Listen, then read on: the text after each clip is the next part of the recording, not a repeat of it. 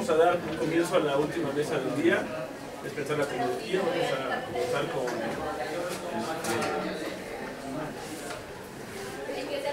Roberto Monroy, que es licenciado en Letras por la Facultad de Humanidades de la UAM. Actualmente da clases en esa facultad, está en la maestría de Humanidades y está haciendo una investigación sobre el comunicado zapatista. Entonces, le doy la palabra a Roberto Monroy. Bueno, buenas tardes. Como bien dice Francisco, la investigación se ha ido por el camino de el análisis del discurso en los textos zapatistas, ¿no? En toda tanto su exterioridad, el propio comunicado, tanto la retórica que se usa en ellos, ¿no? Y para esta ponencia, para este espacio de reflexión, vengo con un texto que se titula El comunicado zapatista, los textos que navegan en la red hacia una política de lo virtual, una virtualidad del archivo y una desterritorialización del discurso. Y un poco más que esto que traigo salga de una reflexión sesuda y larga en torno a las tecnologías, es más bien como un mero acercamiento, dejando abiertas muchas preguntas, dejando abiertos muchas posibilidades, límites de cómo existe una relación entre la tecnología y la política del zapatismo, ¿no? Y preguntarnos más que nada si el uso de tecnologías da la posibilidad de una desterritorialización del discurso, de una alteración del orden del discurso. Voy a introducir con una reflexión que me parece a algunos de mis compañeros partimos de esta reflexión, de pensar algo que ya había pensado Benjamin en su prólogo a la obra de arte en la época de su reproductibilidad técnica, en donde Benjamin nos habla de una manera específica de entender la relación entre lo que Marx llamó la supra y la infraestructura, en esta metáfora arquitectónica que todos conocemos y que describe las condiciones fundamentales del capitalismo. Benjamin ve en la prognosis que a Marx había elaborado a partir de toda su investigación un desajuste propio de la época en que vive. Esta diferencia en la que se detiene lo lleva a pensar que se ha desatado a partir de 1900, dice él en su texto, un rápido revolucionamiento de las bases materiales y económicas de la sociedad. Sin embargo, la teoría con la que se empieza la nueva época avanza muy poco, y él lo ve mucho en el arte, ¿no? Dando así un desajuste en las relaciones entre las condiciones técnicas y los ámbitos culturales. Dice Benjamin, el revolucionamiento de la superestructura avanza mucho más lentamente que el de la infraestructura, ¿no? Las bases materiales avanzan mucho más rápidamente que la ideología con que se piensa esas bases materiales, ¿no? Y continúa, y ha requerido más de medio siglo para hacer vigente en todos los ámbitos culturales la transformación de los medios de producción. Quisiera trasladar aquí la reflexión que hace Benjamin a partir de este desajuste propio de su época, meramente también como una introducción al coloquio que estamos aquí de pensamiento y tecnología como una oportunidad producida por este mismo espacio para seguir trabajando y analizando esta relación entre las formas materiales que se han desarrollado en nuestra propia época, ahora a diferencia de Benjamin hablando de tecnología y de red, y las formas en que pensamos estas condiciones o las formas en que estas condiciones ahora nos hacen pensar, ¿no? La pregunta es si el uso de nuevas tecnologías nos hace pensar de diferente manera o si nos estamos atrasando a cómo se está desarrollando la tecnología. Este texto, en este sentido, se detiene en la relación entre el discurso político del ejército zapatista y su encuentro con las formas que permiten las nuevas tecnologías y el uso de Internet en nuestra época. De esta manera, me pregunto si el uso de estas condiciones materiales y a la vez virtuales que han posibilitado todo un quehacer tecnológico refuncionalizan o transforman la manera en que el zapatismo hace política o se lee esa política. Para este análisis de un posible cambio en las formas de pensar a partir de lo tecnológico, me detendré en algunos aspectos que se han notado en un proceso que yo llamo el proceso de virtualización del discurso zapatista, si se puede llamar así, para finalmente preguntarnos si las nuevas tecnologías ofrecen un camino de posibilidad para la singularidad política del zapatismo. Para hablar de la política del discurso zapatista habrá que detenerlo primeramente en el comunicado zapatista, que me imagino muchos de ustedes conocerán de su manera más elemental. Aquí parto de que este mismo llamado género es a la vez y en derecho propio una tecnología discursiva, por las ventajas e innovaciones que su forma y función heterodoxa proporciona a la voz del SPLN, y eso lo continúo después. El comunicado zapatista puede denominarse como una serie de textos informativos, políticos, literarios, que publica continuamente el ZLN como forma de comunicarse e interpelar a la llamada sociedad civil. Un gran número de mensajes que lanza el ZLN o alguno de sus dirigentes, ya sea Marcos, Moisés, Ramona, puede incluirse en este género, ¿no? Es la forma con la que los zapatistas se comunican. Y que más que nada que la Comandancia General de Zapatismos utiliza como medio casi epistolar para hacer visible cosas, para comunicarse con la sociedad civil, para llamar a algún político, a alguna persona en específico, ¿no? Habrá que decir que los únicos periódicos en los que se mandaba este mensaje en 1994, cuando se levantan los zapatistas, eran La Jornada, El Financiero, Tiempo, que creo que es Chiapaneco, además del Semanario Proceso, ¿no? Eran 4 únicos periódicos a los que se mandaba estos comunicados, todos por una cuestión política del propio zapatismo, ¿no? Como se puede intuir a partir de esta aclaración, en un principio el zapatismo se reserva el derecho de correspondencia con únicamente estos medios, ignorando y a la vez excluyendo otras posibles casas editoriales. Jorge Volpi, en su libro de la historia intelectual del 94, hace una feroz crítica, ¿no?, a Marcos y a estas normas editoriales que ha desplegado Marcos, y critica mucho como esta línea editorial que plantea, ¿no? Volpi dice: Marcos seleccionó a quienes podían cubrir los eventos organizados por el ZLN y en consecuencia vetó a los que en su particular visión del ejercicio periodístico no difundían la verdad, ¿no? Y critica toda esta idea de la verdad del zapatismo. Y también dice, por ejemplo, que La Jornada se convirtió en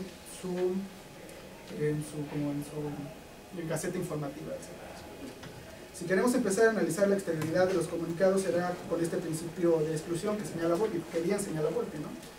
Pues los comunicados no fueron los textos abiertos que tenemos y conocemos.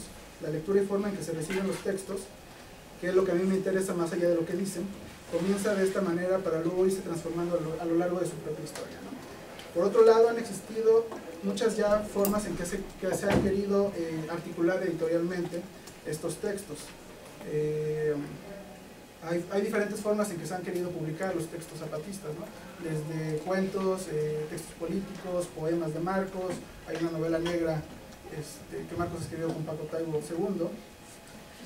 Y habrá que decir también que hay una dificultad al hablar de la totalidad del archivo zapatista, porque si bien la editorial era en un principio intenta recoger todos los textos conforme se van escribiendo, todos los textos zapatistas, todos los comunicados zapatistas, pues saca un libro en el 94, ¿no?, con todos los textos del 94, luego saca uno con los del 95-96, así hasta el tercer tomo, y en el cuarto pues ya se dan cuenta que es algo imposible editar todos los libros, todos los comunicados zapatistas, porque los zapatistas escriben bastante, ¿no? Superan cualquier norma, cualquier casa editorial que pudiera publicarlos todos. Y a partir del cuarto número entonces se va haciendo como una selección, volviendo hacia un método de control y orden que hacía visible los textos que sí importaban, o que creía la editorial era que sí importaban, y olvidaba a los que no. Recordemos que, como dice Derrida, la categoría de elección parece realmente ligera, pero no lo es, al contrario, se da como un procedimiento violento y de exclusión. Y lo que se empezó a hacer con los textos zapatistas fue un mecanismo político y de canon inconsciente que finalmente hablaba de un sistema de selección. Abrumados en este sentido por el número de páginas que los zapatistas escribían al año, sin parecer que un final de esa escritura se acercara, a la fecha no han dejado de escribir, la imposibilidad de la aglomeración de la totalidad de los textos pareció ser la única verdad.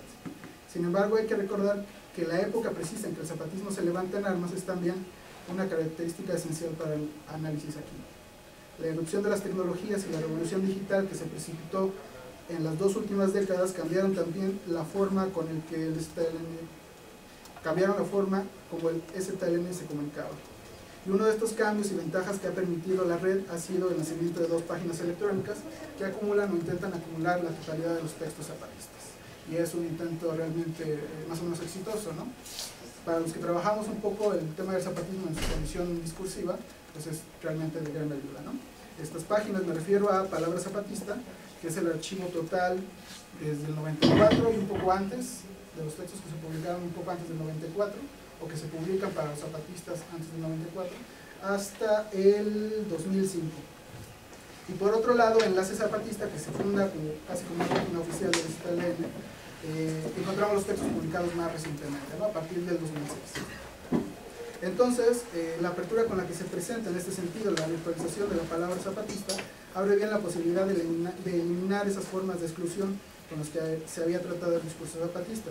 Pues bien, la red y su amplia cobertura permiten que casi todos los textos puedan ser encontrados en una base de datos.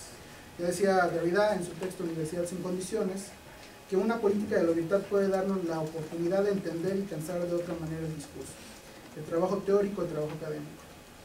Sin lugar a dudas, el ciberespacio es una de las mutaciones, dice Derrida, con las que hoy en día debemos aprender a trabajar, además de ver con buenos ojos la aceleración del ritmo, la amplitud, los poderes de capitalización de semejante virtualización espectralizadora. Así pues, hay una necesidad de repensar los conceptos de lo posible y lo imposible, dice Derrida, ¿no? Como bien se ve en este ejemplo, la virtualización del discurso zapatista hizo posible lo que se veía imposible, ¿no? Que sería la recopilación del archivo total. Y este debe ser en principio la política de lo virtual, creo yo, en tanto a los zapatistas, la inquietante nueva organización de lugares y tiempos que lo virtual proporciona. Otro de los aspectos interesantes de esta virtualización del discurso zapatista es la virtualidad de su archivo, ¿no? Y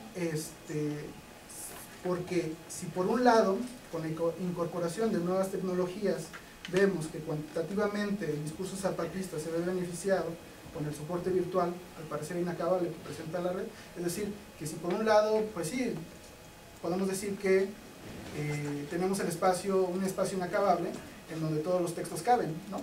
Pero eso como que no tendría como mayor repercusión en el pensamiento, ¿no? O en nuestras formas de pensar, y es ahí a donde quiero ir un poco. Siguiendo esta línea, no necesariamente podríamos pensar que las nuevas tecnologías representan un cambio cualitativo en la forma en que se lee, se piensa y se interpretan los textos. Sin embargo, propondría cierta reflexión en torno a lo que aquí llamo la virtualidad del archivo, elaborando así un leve esbozo del orden que había presentado ese discurso y las modificaciones con las que partimos. En su libro Mito y Archivo, Roberto González Echevarría nos dice que el archivo históricamente estaba organizado a partir de ciertas características que lo definen en el orden del discurso. Uno de estos caracteres más importantes es la figura de un historiador que logra interpretar los textos que se guardan en ese archivo, a la vez como figura mediadora que históricamente relaciona los textos con cierta época y con cierta lectura. El archivo, además de funcionar hoy en día como resguardo de textualidades, o además de simplemente guardar textualidades, viene de las prácticas modernas de archivamiento que emplearon en 1490 los reyes católicos, como una práctica ligada a la fundación del Estado moderno y como una importante relación con las prácticas jurídicas. Lo que me interesa de este análisis del archivo es que lo deja ver no como una fuente de conocimiento abierta y lista para hacerse brotar de ella la verdad, ¿no? Que sería como, pensemos así, el archivo en un principio, que llegamos y lo leemos y de ahí sacamos la verdad, ¿no? Sino un aparato discursivo que produce verdad a partir de la textualidad y soporte físico del que parte, siempre mediado e interpretado por la figura central, que sería el historiador, el archivista, el que posee el archivo, ¿no? Esta mediación siempre presentada en el archivo está ligada, sin lugar a dudas, a la fuerza, institución o poder que lo posee, ¿no? Volviendo un poco a Derrida, él hace especial énfasis, por ejemplo, en que en la modernidad el archivo puede pasar de lo público de lo privado a lo público.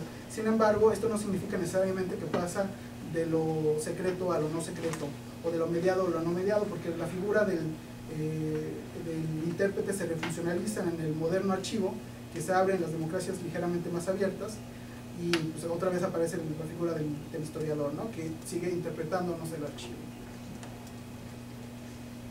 Dice Derrida, la posición física de este archivo no solo permite la perduración de esos textos, sino que además concede el derecho y la competencia de hermenéuticos, ¿no? Los textos zapatistas en general cualquier conjunto de textualidades estuvieron en su forma física arbitradas por diferentes fuerzas que lo mediaban, interpretaban y lo ataban a una realidad. Sin duda, y en el momento que los textos aparecen en su emergencia política, la interpretación de derecha o de izquierda fue de suma importancia para mediar entre los productores de esos textos y los receptores, apoyando o desacelerando el movimiento del zapatismo, según sea el caso, ¿no? Pero en este sentido quiero volver a retomar a Derrida cuando nos dice que las nuevas humanidades partirían del proyecto de encontrar el mejor acceso a un nuevo espacio público, transformado por nuevas técnicas de comunicación, información, de archivación, de producción de saber. De este modo, nos dice Derrida, la virtualización de un archivo y su acceso a un espacio público, en parte transformado por las tecnologías, posibilita una nueva forma de entender ese conjunto de textos. Si en forma física el derecho hermenéutico definió por mucho el archivo en su posesión por fuerzas públicas o privadas, en su forma virtual el archivo parece desconectarse con la figura del intérprete y del mediador. Las fuerzas extradiscursivas que habían tenido una relación jurídica con el archivo serán anuladas por la red, por lo menos en su forma más inmediata. Los textos zapatistas que antes podían ser consultados en los archivos hemerográficos desde el año de 1994, a mí me tocó ir al archivo hemerográfico a leer los periódicos y ver las declaraciones, o en las limitadas ediciones de ERA, se vuelve entonces de acceso general para cualquiera que tenga la posibilidad, y general es muy grande, para cualquiera que tenga la posibilidad de conectarse a una computadora con red, ¿no? La mediación e interpretación de los textos zapatistas se ve de cierta manera anulada por la inmediatez con la que se nos presenta, por el alcance público y casi directo con que el archivo virtual se abre. Para bien o para mal, según la agenda política del movimiento o las fuerzas que quieran desmovilizarlo, desde el 94 hasta la fecha pueden leerse sin el orden del discurso que había presentado el archivo cerrado o público en su manera física. Finalmente, quiero cerrar con, como lo había dicho Foucault, y de la manera un poco de una conclusión inconclusa, las fuerzas que regulan y ordenan el discurso pacifican y sujetan siempre las fuerzas alateras de este, ¿no? Dicen el orden del discurso. Como un ejemplo tomado ahora de Derrida, el archivo está también sujeto a ciertas fuerzas que conjuran sus peligros, pues este siempre se había desarrollado junto con la interpretación desde las posturas y poderes que tienen derecho a hacerlo. Un poco la pregunta de esta ponencia que trata de introducir esta ponencia es si la tecnología tiene una posibilidad de liberar las fuerzas de ese discurso al desvirtualizarlo de su materialidad y dejarlo en la red. Esta reorganización del discurso del que habla Foucault me parece parte principalmente de que el comunicado zapatista en su propio derecho no presenta un ordenamiento fijo. Lo que aquí quiero dejar claro es que la composición heterogénea de la propia manera del texto siempre ha sido un problema para el orden del discurso, que siempre quiere regular las fuerzas.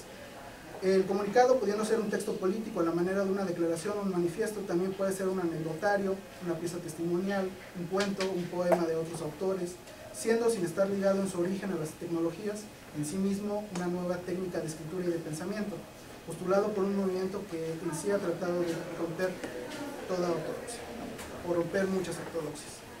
A esta nueva manera múltiple de contar, que sería el comunicado como género, se suma la rapidez con que se pudo conectar a la tecnología y a la red, y la fuerza que cobró el zapatismo al plantearse también como un movimiento mediático y virtual. En este sentido se puede decir que los textos zapatistas se desterritorializan para sumergirse a la navegación de la red virtual. Por ejemplo, un mecanismo de orden del discurso que se había tenido con los textos zapatistas era a veces tomarlos como simple literatura, ¿no?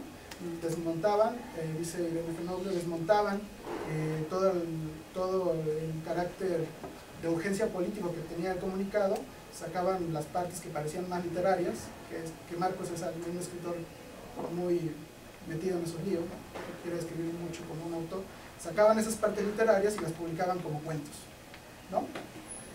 Yo creo que estos mecanismos de orden del discurso se deben principalmente a que el comunicado pues es en sí una técnica de pensamiento muy innovadora, porque rompe un poco con muchos de los órdenes del discurso. Para cerrar, yo diría, o propondría ya, que hay que tener cuidado al desplegar este tipo de reflexiones que yo mismo he hecho. Cabe recordar que no es que, por ejemplo, Derrida vea una ventaja en sí en la red y la virtualización, sino más bien ve la posibilidad para un trabajo afirmativo y crítico que sirva para desestabilizar el orden del discurso y su territorialización más formal. Es decir, Derrida no es que diga que la red es lo que va a rifar en unos años, sino más bien que ve en ella una posibilidad de un trabajo afirmativo. Como bien veía Benjamin, hay que recordarlo finalmente, en su propia era con el cine, la enajenación es una amenaza que inhibe la posibilidad de la construcción de exigencias revolucionarias. Vamos a cerrar.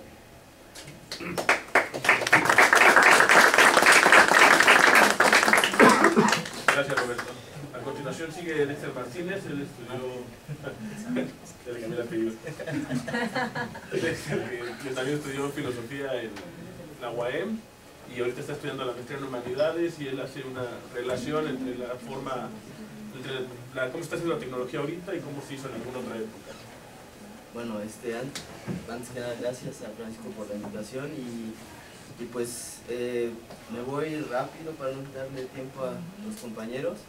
Esta es una primera aproximación, una investigación que pues quiero que sea un poco más profunda. Como cualquier investigación pues no está acabada, ¿no?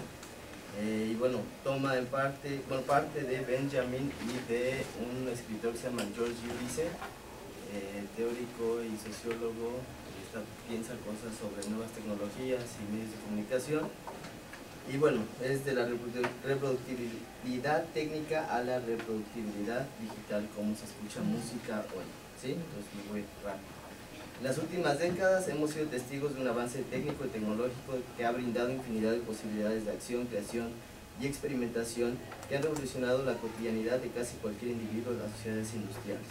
Sin duda, una de las capacidades técnicas más avanzadas es la amplia gama de posibilidades que ofrecen las nuevas tecnologías virtuales, los dispositivos electrónicos, los ordenadores especializados, programas informáticos, gadgets, etc. ¿Sí? Los recursos que ofrecen las nuevas tecnologías permiten al usuario un cúmulo de experiencias novedosas, acceso a una cantidad enorme de información, noticias al instante, creación, manipulación, reproducción de obras de arte, la biblioteca más grande jamás imaginada, diccionarios, traductores, documentales, películas, entretenimiento, etc. Un músico tiene a la mano afinadores digitales, programas para mezclar, grabar, manipular audio, plataformas para escribir partituras, cursos en línea.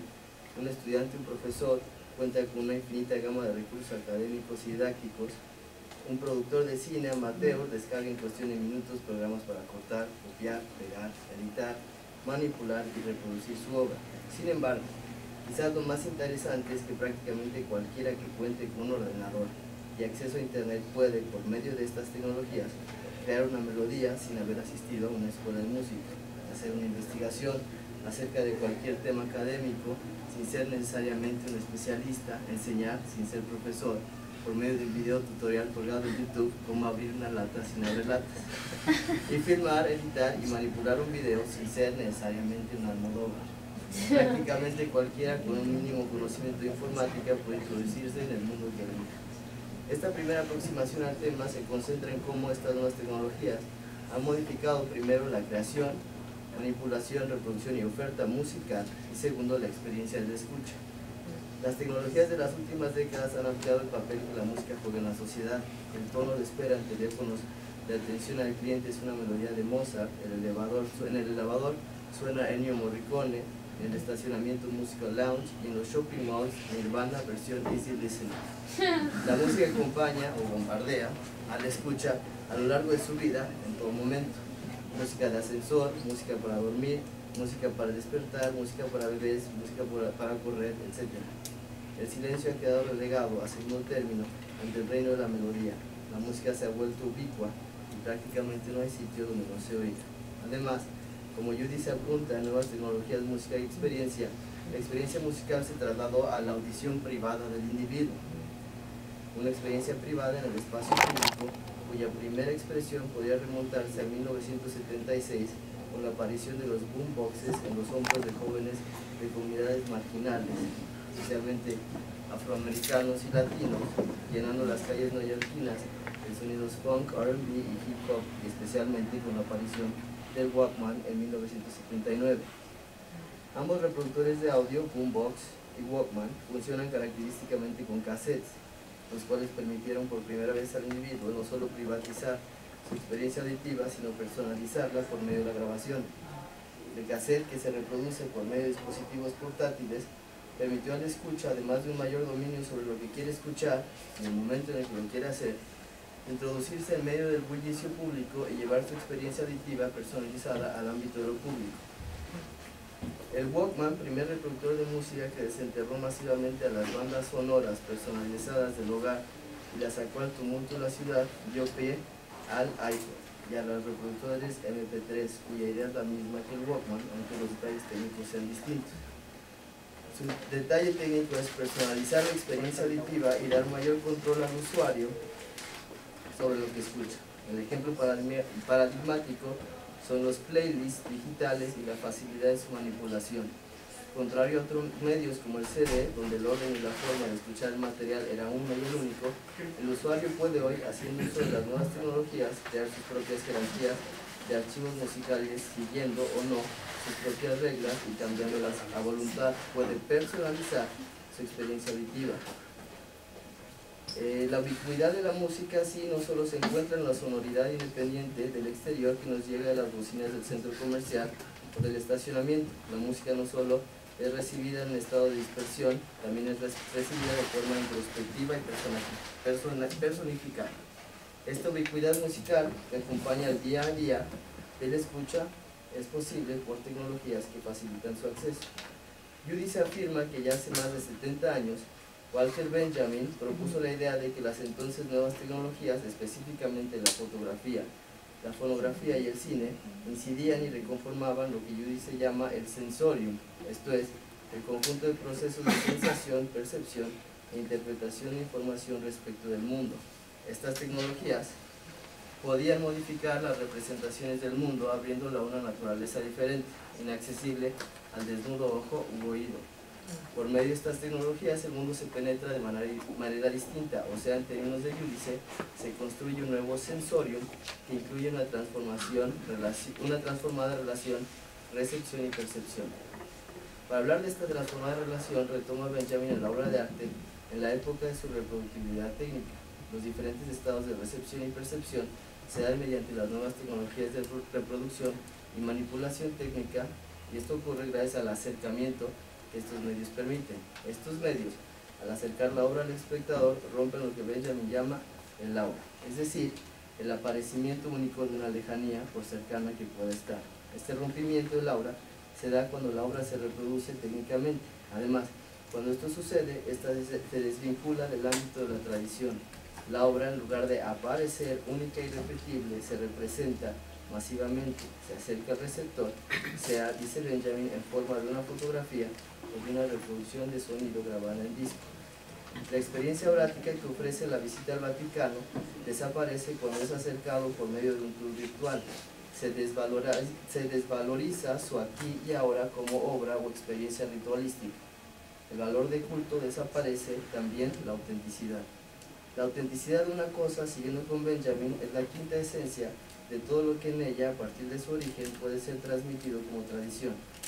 En el acercamiento de la obra por parte de los medios de reproducibilidad técnica, la auténtica tradición, esto es, las obras de arte consagradas por la tradición y las instituciones canónicas encargadas de darle sentido, pierde autoridad y relevancia, y si este criterio, el de la autenticidad, falla en su producción, la función social del arte en su conjunto se trastorna. Esto se vuelve más claro en el cine. El cine es intrínsecamente reproductibilidad, manipulación, montaje, edición. Es en sí mismo antiaurático en su producción. Un largometraje está montado a partir de la secuencia de muchas imágenes, las cuales a su vez son cortadas y manipuladas. Palabras de Benjamin, el cine es así la obra de arte con mayor capacidad de ser mejorada. El cine puede mejorarse, manipularse, editarse. Una obra aurática no es susceptible de mejoras ni de manipulación técnica, es única e irrepetible. Las nuevas tecnologías fomentan nuevos y diferentes prácticas y estados de recepción y percepción. Recurro a la reflexión del cine porque considero que puede aclarar afinadamente la discusión. Así pues, el cine, forma de arte de masivo alcance, es el síntoma de modificaciones de honda trascendencia en esta relación recepción-percepción, transformada a partir de las nuevas formas de acceso al artefacto. Con artefacto me refiero a una obra hecha según una técnica. El cine pone al espectador en posición de experto. El hecho de que recibamos al cine en la dispersión nos convierte a todos en expertos, ya que la recepción no necesita de una suerte de concentración aurática. Ante la pintura o la escultura auráticas, formas de arte elevadas, el espectador ordinario suele mostrarse renuente. A una obra de arte pura o aurática no se le critica. Su recepción no se da en la dispersión, sino en la contemplación asocial, a la que se le enfrenta ahora la distracción como una variedad de comportamiento social. El gran conglomerado de críticos, expertos, intérpretes, filósofos, académicos, en otras palabras, los purificadores y guardianes del valor cultural que defienden la autenticidad de la obra, alejan al espectador que busca y gusta de acercar la obra a su interpretación y manipulación. Tal maniobra de este espectador pone en peligro el valor del culto de la obra y la labor de los purificadores, legitimados por su posición social y casi siempre académica, es la de dictaminar las lecturas y a percepciones correctas y aceptadas por el canon, con el fin de mantener a la obra en su virginidad original, lejos de las interpretaciones y usos incorrectos que las masas puedan adjudicarle. Sin embargo, con la eliminación del valor del culto por medio de las nuevas tecnologías, los árbitros sancionadores pierden su influencia. Mientras unos podrán ver ante esta pérdida del valor del culto un decaimiento moral, político y estético de la sociedad, Benjamin veía la posibilidad de una politización de las masas a partir de la apropiación de la técnica de los aparatos de producción. Con la eliminación en la cultura de masas del árbitro sancionador que mantenía el statu quo de los valores culturales, se abre esta posibilidad por la relación directa que existe entre medio y manipulación. Para dejar esto más claro, sigamos con Benjamin. Por primera vez en la historia del mundo, la reproducibilidad técnica de la obra de arte libera a esta de su existencia parasitaria dentro del ritual. La obra de arte reproducida se vuelve en medida creciente la reproducción de una obra de arte compuesta en torno a su reproducibilidad. La obra así se libera de la obra que la ata y se fundamenta en la manipulación técnica, en la praxis, en la política. Cuando la obra de arte pasa al ámbito de la manipulación técnica, esta se fundamenta ahora ya no en el ritual, sino en la praxis. La Venus de Milo, en el Museo del Louvre, se observa en el contexto de una tradición. La experiencia estética se circunscribe en el aura. Es un objeto de culto, se le respeta, y los objetos de culto no se manipulan de ninguna manera. Cuando se hace posible reproducir y manipular, romper el aura, la obra pasa al ámbito de la praxis. A la Venus de Milo podemos cortarla a través de una toma fotográfica que se concentre en su rostro y después reproducir esa fotografía las veces que considere oportuno. Puedo, a su vez, manipular la imagen por medio de algún programa de edición y ensancharle la nariz o adelgazarle los labios, etc. Ahora, en Internet, la frontera entre autor, gracias a esta reproductibilidad, ha desaparecido. Hoy todo lector es un escritor, es un creador. Solo basta echar una mirada al perfil de Facebook de cualquier internauta o los innumerables blogs que hay en la red sobre temas diversos. Es el espectador de ayer, el escritor de hoy. No hay usuario en la red que no escriba o que no comparte una idea, que no genere contenido. Una relación pasiva de autor-consumidor, una relación aurática, se ha dinamizado. Solo son las industrias culturales las que han hecho todo lo posible por salvar y eternizar la relación aurática mencionada. A la industria cultural le interesa, quizás más que a cualquiera, mantener no solo la figura, sino la autoridad del legítimo autor, esto es, el autor al que se le ha concedido la licencia del decir por motivos de posición social, académica, ideológica, política, etc. La autoridad del legítimo autor, surgida de la tradición, es la que en última instancia vende la idea de que es él el que tiene algo más interesante o importante que decir que cualquier otra persona. Ahora bien, si observamos la cuestión desde otro lugar, desde la etimología, la palabra autoridad viene del latín auctoritas, que a su vez se derivó de autor, autor en español. Autoritas, autoridad, y autor, autor, comparten la misma raíz, que es augere, que significa aumentar, promover, hacer progresar. De este modo es la autoridad, es el autor, la que hace progresar, la que aumenta y a su vez tiene autoridad por lo mismo. Ante las nuevas tecnologías, todos están en la posición del auguero, de aumentar, promover, hacer progresar. La industria cultural, que descansa sobre la base de un autor exclusivo y legitimado, no tiene relevancia en las dinámicas de los nuevos medios, porque si la industria cultural aceptara que todos somos autores, ¿cómo vendería la idea de la exclusividad? Pensemos en la industria editorial, parte importante de la industria cultural.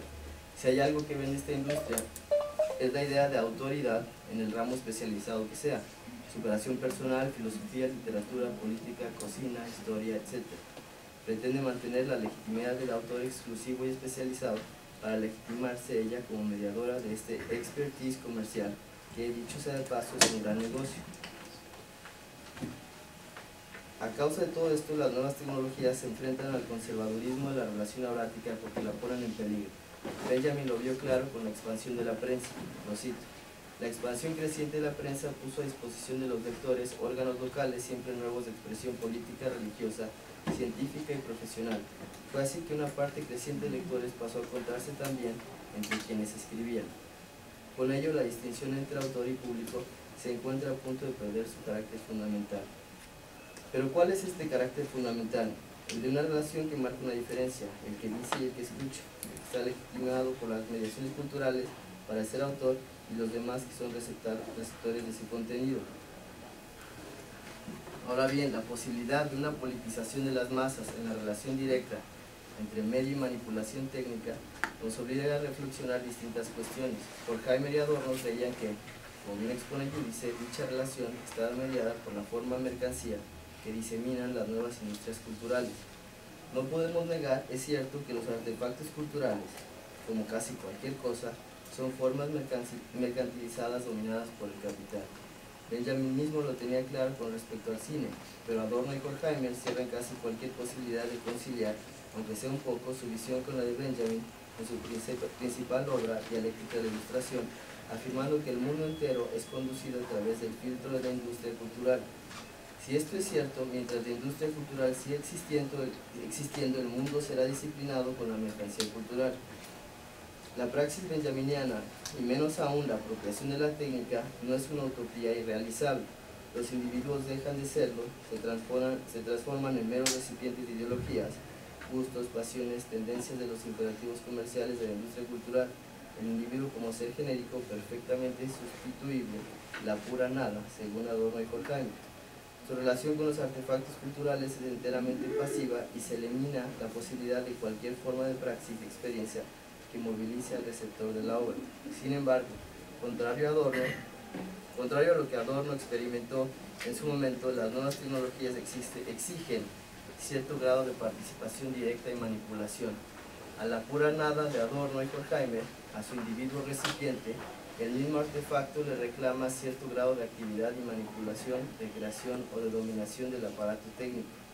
La industria cultural, claro que existe, y sí, su peso es grande, pero también está ahí la praxis, a pesar de la industria cultural, o incluso gracias a ella. Sin el desarrollo técnico y tecnológico que impulsó, la relación del receptor y la obra seguiría siendo aurática. No habría posibilidad de manipulación técnica. Benjamin pudo ver cómo, de objeto de culto, la obra se transforma en objeto de exposición a la manipulación y reproductibilidad, independientemente de quién la controle. Benjamin entendió bien esta cuestión, pero a pesar de esto, y en sus palabras, creyó que sería un error menospreciar su valor combativo, que es el de introducir, contraviniendo conceptos como perenidad, genialidad y misterio, otros que resulten por completo inútiles para los fines del fascismo, y que, por el contrario, son utilizables para la formación de exigencias revolucionarias en la política artística, esto es, poner la técnica del aparato de producción al servicio de las exigencias del proletariado y, como lo afirman el autor como productor, este aparato es mejor mientras mayor es su capacidad de trasladar consumidores hacia la producción, de convertir a los lectores o espectadores en colaboradores, o sea, que haga suya mediante el uso de la técnica de producción artística. Bien, ya se me acabó el tiempo, me falta un poco una parte que medio voy a explicar, que es más o menos la actitud de la industria cultural con respecto a que descarga música, ¿no? La industria cultural lo que ha intentado a lo largo de los últimos años ha sido criminalizar por completo al downloader, como le llaman, ¿no? Al que descarga. Puede uno bajar un sampleo de una rola, ¿no? Si yo compro un disco de The Clash y un disco de Talking Heads y mezclo dos, ¿no? Agarro el riff principal de Psycho Killer y el ritmo de la batería de London Calling, lo hago un mashup, y si mi mashup llegara a pegar, aunque yo no lo estuviera vendiendo, la legislación del copyright, como estaba claro por la industria, las majors, me cobrarían millones de dólares, ¿no? Entonces hay una criminalización, hay una contradicción entre los medios técnicos que posibilitan esta clase de manipulación, descarga masiva, compartir documentos, artefactos culturales, y las legislaciones de ideología que están implementadas por el Estado y claro por las grandes corporaciones que se benefician de esta cuestión. Y es de nuevo importante retomar la idea de Benjamin de que claro, la superestructura siempre avanza más lenta que la infraestructura, ¿no? Entonces los aparatos técnicos de producción han llegado a tal avance que ponen en jaque la misma superestructura del Estado, ¿no? Pero bueno, es todo. Gracias.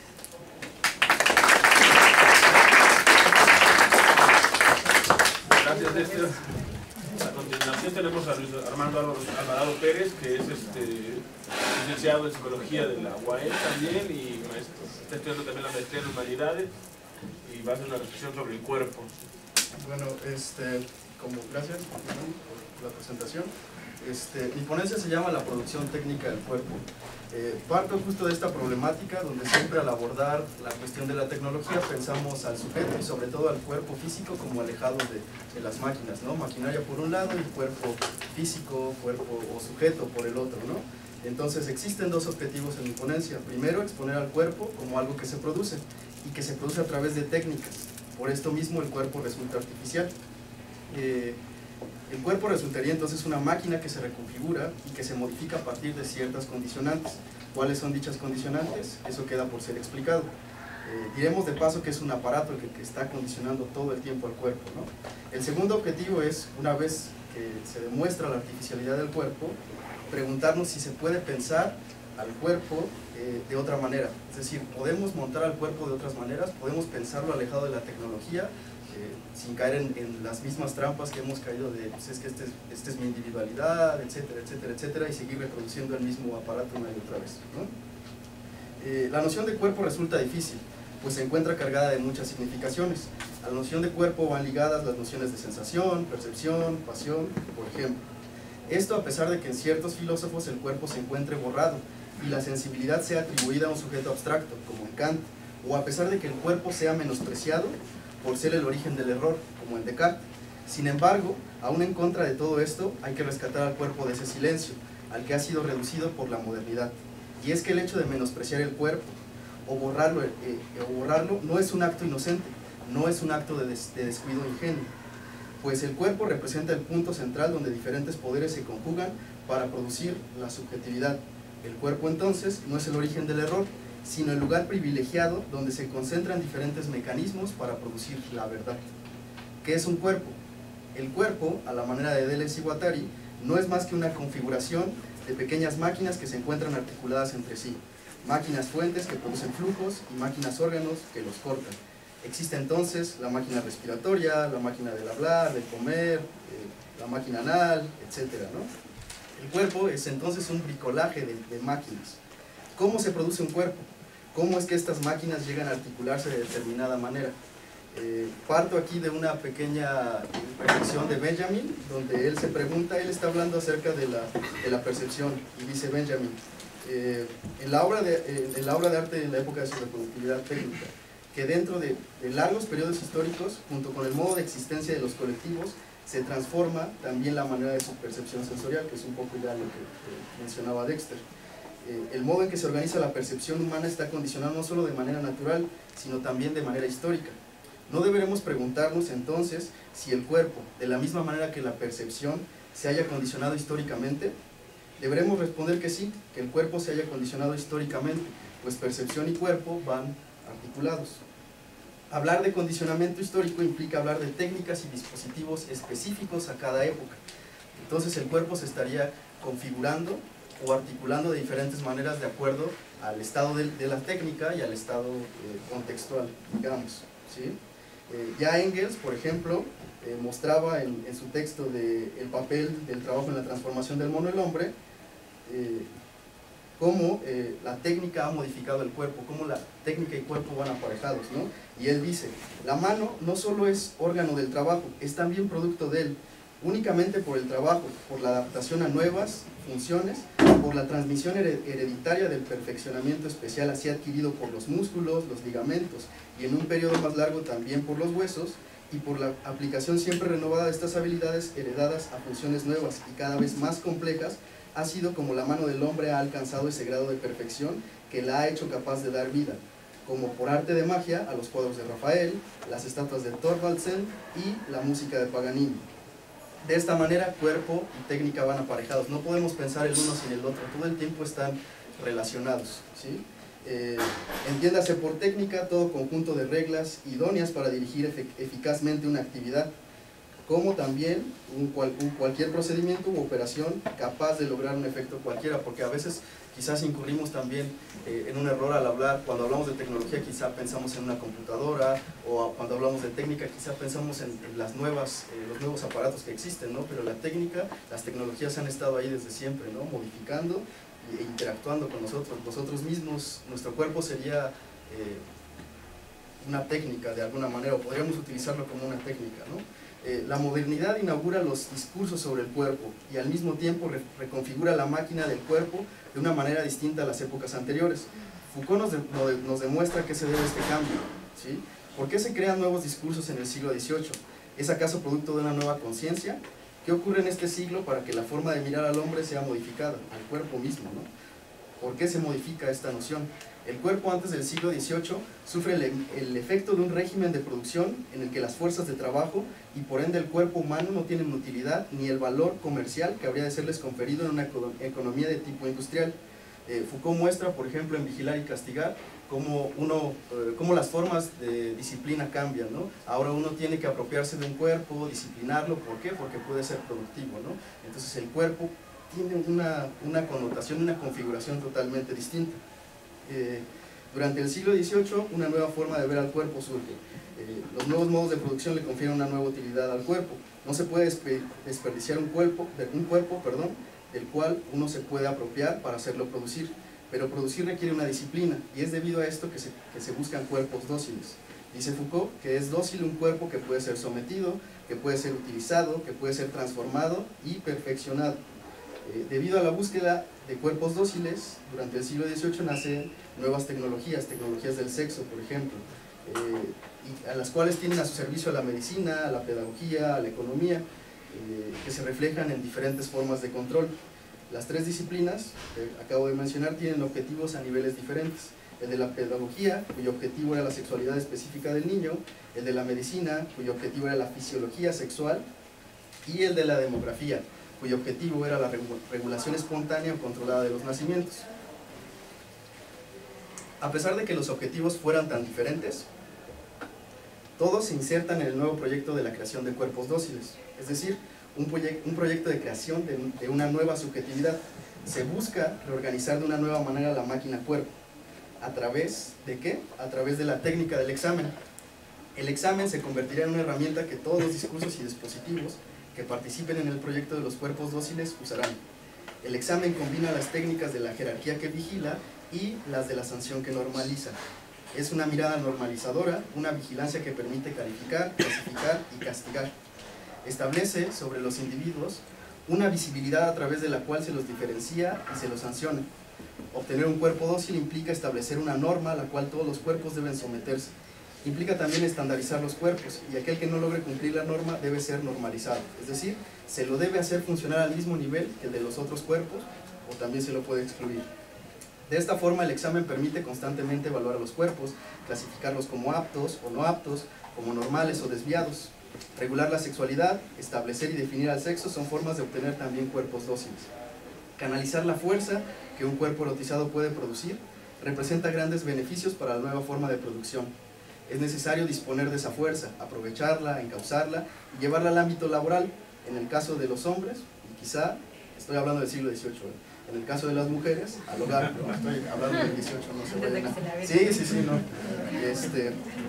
El proyecto de los cuerpos dóciles en el campo de la sexualidad se encuentra orientado, dice Foucault, a una homeostasis del cuerpo social, que es su función mantener, De ahí su vínculo privilegiado con el derecho, de ahí también que para él el tiempo fuerte sea el de la reproducción. El dispositivo de la sexualidad no tiene como razón de ser el hecho de reproducir, sino el de proliferar, innovar, anexar, inventar, penetrar los cuerpos de una manera cada vez más detallada y controlar las poblaciones de una manera cada vez más global.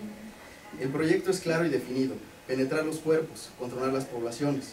El sexo y el estudio de la sexualidad aparecen en el siglo XVIII debido a esto.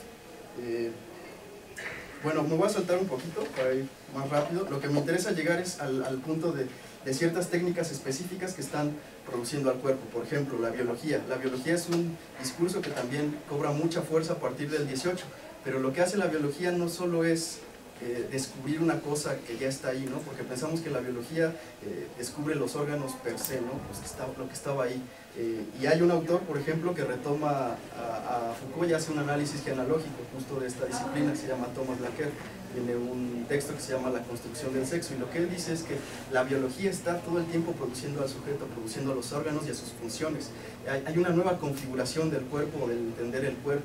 La biología no es esta ciencia objetiva que está descubriendo las cosas tal cual están en el mundo, sino que las está produciendo. El sujeto mismo está siendo producido en su materialidad, está siendo reconfigurado en sus funciones sociales, en sus funciones laborales, en todo eso, ¿no? Entonces hay una necesidad donde el cuerpo está articulando diferentes nociones, está siendo receptáculo de la economía, de la política y de diferentes poderes, ¿no?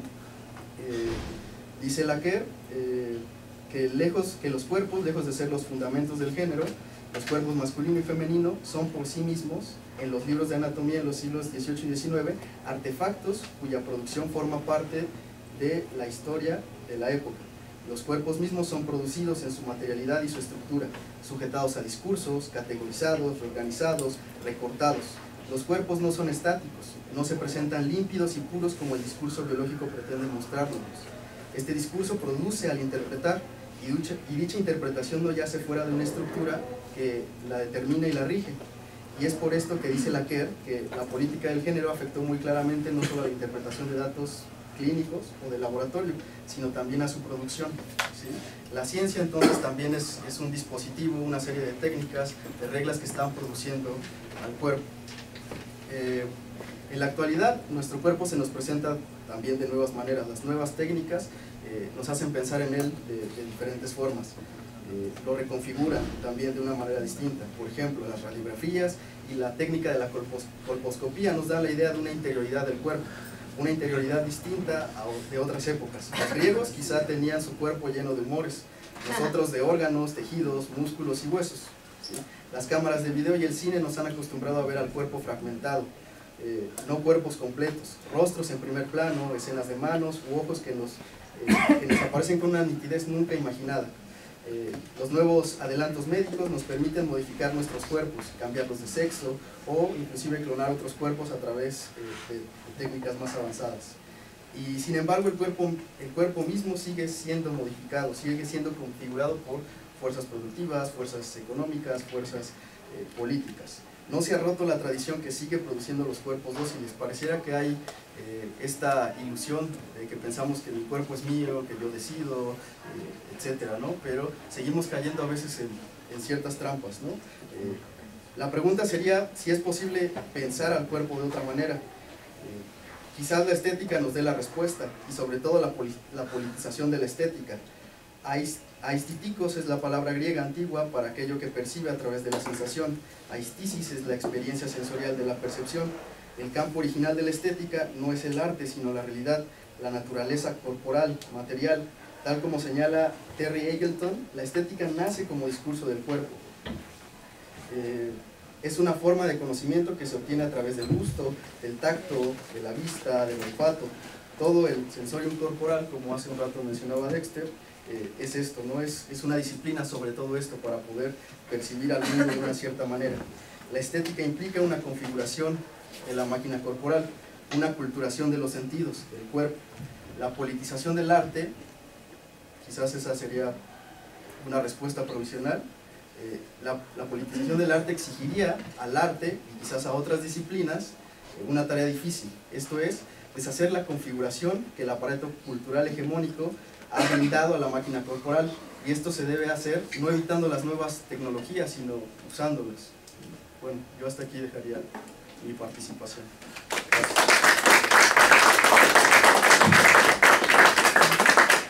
Gracias Luis, y la última ponencia del día, la doctora María Rangel. Ella estudió la facultad, se doctoró en Barcelona y actualmente da clases de estética aquí mismo. Gracias. Aquí mismo, bueno, aquí por aquí. Bueno, buenas tardes.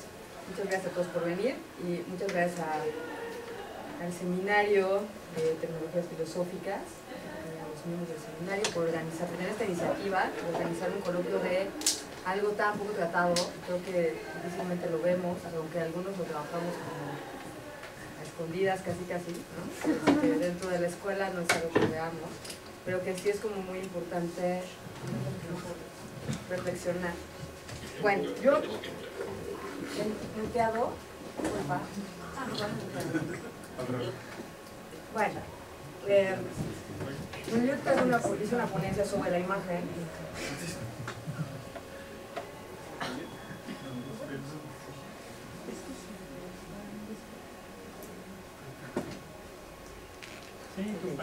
Sí, yo ya estoy aquí con ellos. Sí, apagan.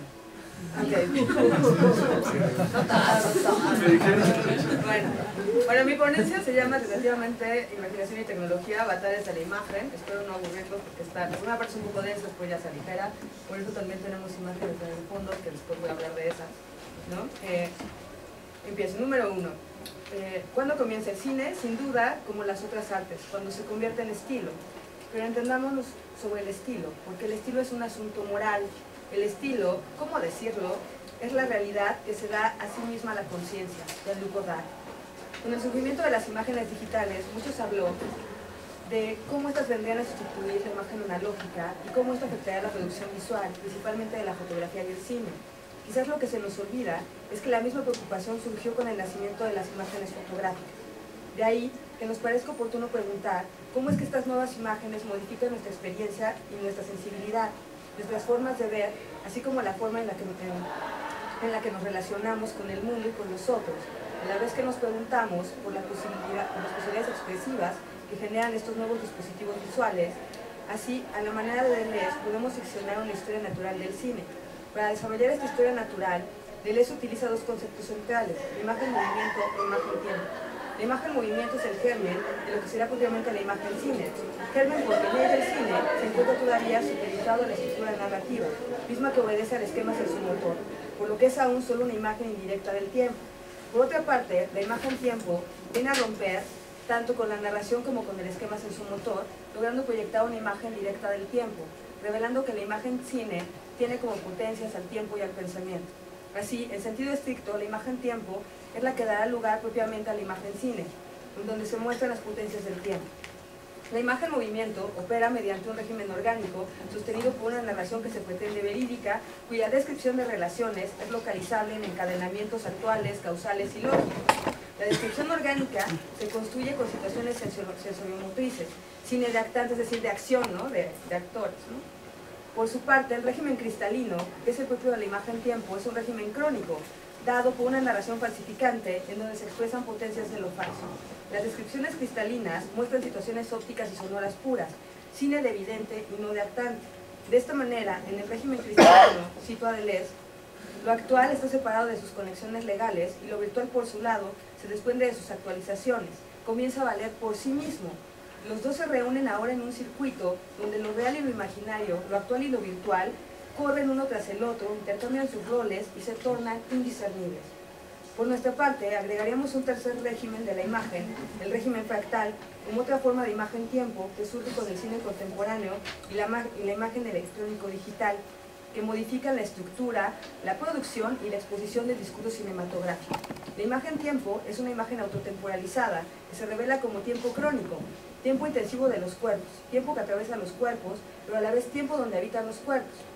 La imagen cristal forma así un circuito entre lo actual y lo virtual, circuito que permite la reversibilidad de ambos.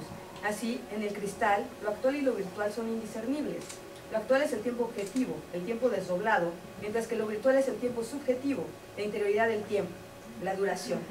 circuito en el cual las imágenes se intercambian y mutan, ya sea por efecto de las potencias del tiempo, capas de pasado y puntas de presente, ya sea por las series del tiempo, el devenir, pero también por la liberación de las potencias de lo falso y lo imaginario, cuyo efecto es la abolición del régimen de la verdad.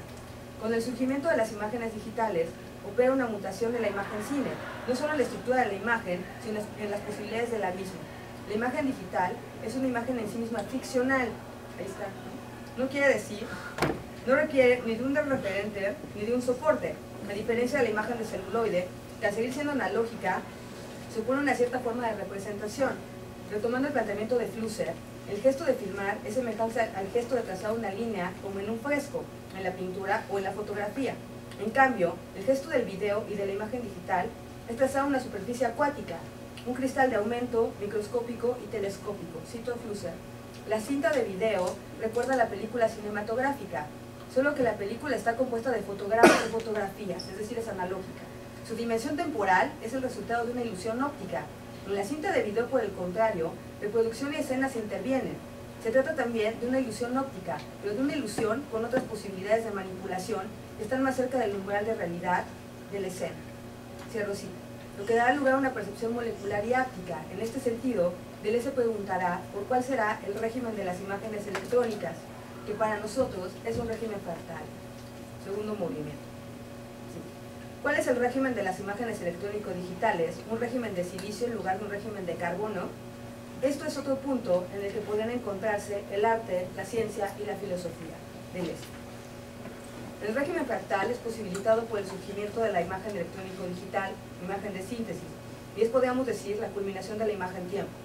Creación de una imagen cine que vale para sí misma, dando lugar a su propia realidad, y que al mismo tiempo es susceptible de conectarse con otras imágenes, en un movimiento de expansión y condensación de mundos alternativos y heterogéneos.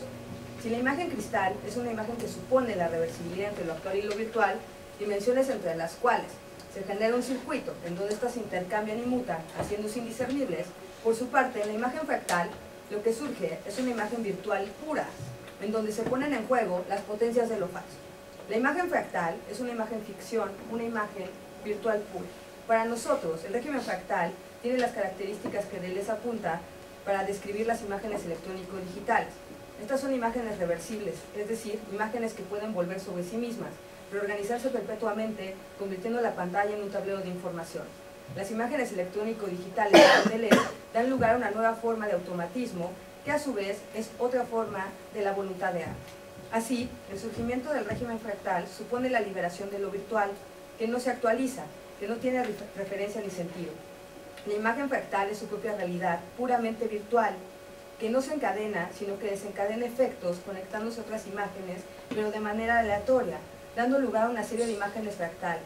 Montaje y serie que ya no tienen que ver ni con la descripción ni con la narración, sino con el nonsense, con el quebrantamiento y la violentación del sentido común. Una imagen ya no legible, sino literal, imágenes que discurren y escurren en la pantalla, mostrando lo imposible, mientras que, cito a Deleuze, lo posible es únicamente el concepto como principio de representación de la cosa, sometido a las categorías de la identidad del representante y de la semejanza de lo representado. Lo virtual, por el contrario, pertenece a la idea, y no se parece a lo actual, como tampoco lo actual se le parece. La idea es una imagen sin parecido. Lo virtual no se actualiza por semejanza, sino por divergencia y diferenciación. Cierro cita. Las imágenes electrónicas suponen una multiplicación de los parámetros, lo que posibilita la construcción de series divergentes, a diferencia de la imagen analógica, que construye series convergentes. La imagen fractal es un tipo de imagen, que en principio se desprende de toda forma analógica. Si con la imagen cine moderna se logra proyectar, es decir, se hace sensible el flujo del pensamiento al ponerse en escena, la expresión más acabada de este flujo se logrará con los recursos de la imagen fractal, que sirve como interfase entre lo pensado por el cineasta y lo proyectado en la pantalla. Con la imagen fractal, el aparato cinemático deviene máquina de sueños, máquina de proyección de imaginaciones, ideas, pensamientos, creación de imágenes en las cuales no solo vemos el mundo, sino que nos sumerge en otros mundos. Pasa de una percepción visual táctil de la imagen a una percepción áptica, donde ya no se contempla la imagen, sino más bien se deviene con la imagen, y donde los personajes, los cuerpos o figuras sirven más bien de interfaces, intercesores entre otros mundos y nosotros, a través de los cuales transitamos y devenimos otros. último movimiento. Un aparato es lo que articula lo sensible y la ley bajo la forma de una llamada a la singularidad y al ser común. Jean-Louis Deotte. Wenders, que estamos viendo una película de Wenders que se llama Hasta el fin del mundo, pone en operación una forma de historia natural de las imágenes técnicas, desde la fotografía al cine, hasta llegar a las imágenes electrónico-digitales, ya que su obra puede ser pensada como una serie de ensayos visuales en donde se piensan no solo las imágenes y sus formas de ver, sino también cómo operan los aparatos que las producen y reproducen, configurando modos de percepción. Serie de ensayos que van desde el estado de las cosas, Alemania, Portugal, Estados Unidos, 1982, Falso Movimiento, Alemania, 1975, Alicia en las ciudades, que esto igual la conocen muchos, que justo la fotografía Polaroid todo el tiempo, o Historia de Lisboa, en donde realiza una analítica del cine, entre trabajos más recientes como Palermo Shocking, Alemania 2008, donde hay una reflexión sobre la imagen digital, entendida como imagen fantasma, que opera como ausencia de memoria y la incapacidad de sentir o expresar el tiempo. Pina, Alemania 2011, en donde experimenta con el 3D, dotando a las imágenes de materialidad, con un efecto de percepción áptica. O The Salt of the Earth, en donde vuelve sobre la potencia de la imagen fotográfica, haciendo una revisión de la obra de Sebastián Salgado. Por otra parte, Wenders crea un tipo de imagen trayectiva, road movie, en donde el devenir, los caminos, los tránsitos no van a ninguna parte, el más puro sinsentido y vagabundeo, pura rancia en la cual se abren mundos dentro del mundo, cine no solo de los trayectos, sino de las ciudades y sus espacios, los ruidos y los silencios, a la vez que sus films son ensayos sobre la producción, creación y visión, que se da en relación a las diferentes configuraciones de la imagen y su futuro próximo. La obra de Wenders parece exponer la idea de Jean-Louis Deotte, cito a Deotte.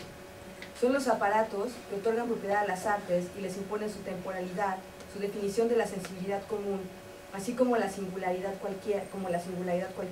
Son ellos los que hacen época y no las artes. Así, en Hasta el fin del mundo, que es esto que estamos viendo, que es el 91, el cineasta planteó un recorrido, una serie de trayectos, una historia de amor en donde Claire persigue a Sam hasta el fin del mundo, en un recorrido especie de odisea por grandes ciudades como Venecia, Berlín, París, San Francisco, Tokio, hasta llegar a Australia, a la vez que es un trayecto por los avatares de la imagen, sus diferentes modificaciones hasta llegar a la imagen digital, recorrido a la vez por un museo de los aparatos, cámaras fotográficas, cinematográficas, de video, etc. La tesis del film es la simplificación del acto de ver, efecto de las imágenes electrónicas, la pérdida de la conciencia de lo visto y el analfabetismo visual frente a las imágenes impuestas que atrofian la imaginación. Sam recorre las ciudades con una máquina de visión inventada por su padre, misma que capta no la imagen, sino el acto de ver al nivel de operación cerebral, imágenes mentales que servirán para hacer ver a los ciegos, pero que después, en un perfeccionamiento del aparato, servirá para atrapar los sueños. Así, Claire y Sam terminarán siendo presos de sus propias imágenes oníricas, entrando en una especie de narcisismo, metáfora de la vida contemporánea y la manera en que las imágenes a nuestro alrededor ya no muestran el mundo, sino que atrofian la visión del mundo, y con esta la potencia creativa de la imaginación, cuyo efecto es la falta de comunicación, la desaparición de lo común. Para Wenders, lo que sacará a Sam y a Claire del solipsismo de las imágenes oníricas técnicas será el recuperar la potencia de la imaginación a través de la puesta en operación de imágenes no técnicas, producto de la literatura y la pintura, recordando que el primer aparato productor de imágenes es la imaginación. Siguiendo a Deotte, cito, el aparato cinematográfico monta tantas sensibilidades como aparatos proyectivos anteriores y futuros que han o habrán existido. Podemos pensar la estética y la política, eliminando desde el comienzo la técnica, la tecnicidad de los aparatos. Cierro cita. Wenders es uno de los primeros directores que experimenta con la imagen digital, implementándola para proyectar imágenes oníricas, siendo también uno de los primeros cineastas en dar cuenta que, con el surgimiento de la imagen digital, habrá que replantearse todas las categorías cinematográficas, desde el concepto de imagen y montaje hasta el trabajo del actor, ya que lo que acontece es un cambio en la naturaleza de la imagen, con lo cual se modifica el desarrollo de la imagen cine, ya que, cito a Wenders, cada píxel, cada mínima unidad gráfica, cada átomo de imagen se puede transformar. Como ya no hay original, tampoco queda ninguna prueba de la verdad. Cierro cita. Pura, ahí están, ¿no? Estos son, o sea, en 1991 va por un dispositivo a Japón de Sony, donde, bueno, es un dispositivo que empieza a un aparato, ¿no?, que produce las primeras imágenes digitales. Y esas son como las imágenes mentales de las que estamos hablando. Pura potencia de lo falso, puro flujo imaginativo, creación de mundos paralelos, liberación de la imagen de su carácter representativo referencial. La imagen digital es autónoma, autorreferencial y autopolítica. Muchas gracias.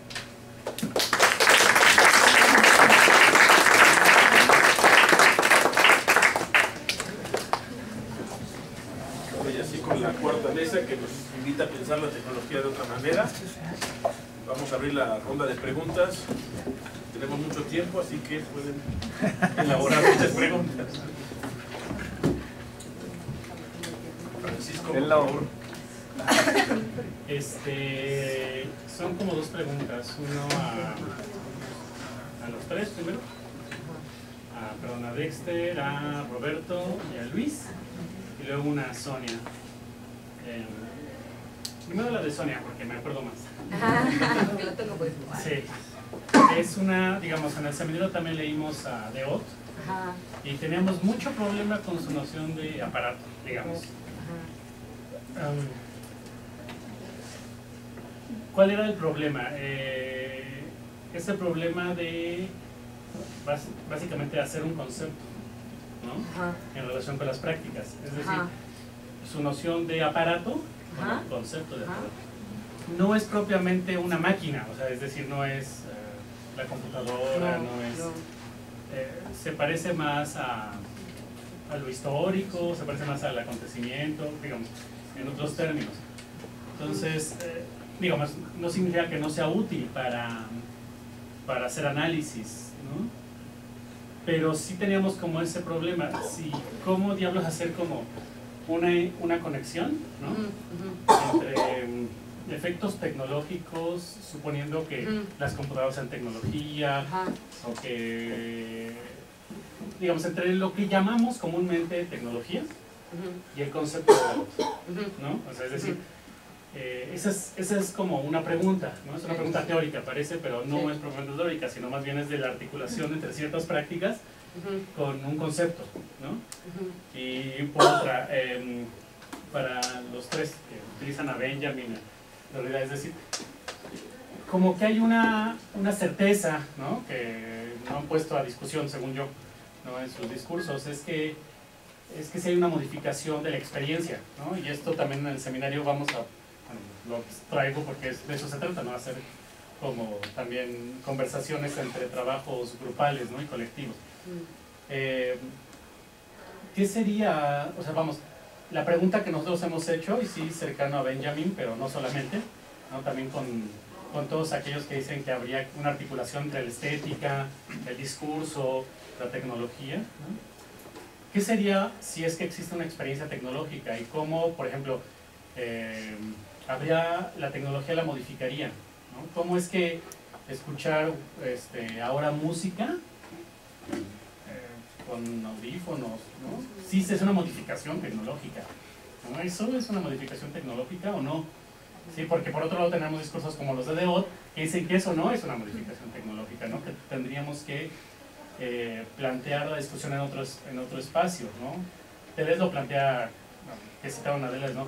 Una cosa es una máquina, una máquina conceptual, un cuerpo máquina, y otra cosa son los dispositivos, ¿no? Los aparatos, ¿sí?